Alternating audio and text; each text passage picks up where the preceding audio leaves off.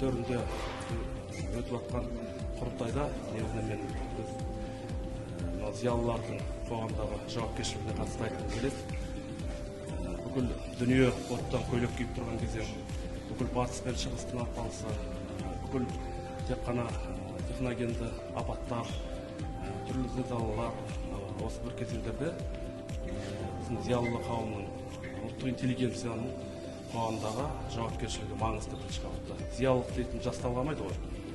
Мейлі жастарымыз болсын, аға буын ақсақалдардың, әсіресе ғалымдардың, қаламгерлердің жауапкершілігі осы кезеңдердегі елдің даму бағытына, мәдениет руханият саясатындағы кем-кетік, жетістік, кемшілік осының бәрін саралап отырып, алдағы уақытқа бағыт бағдар беруге тиіс.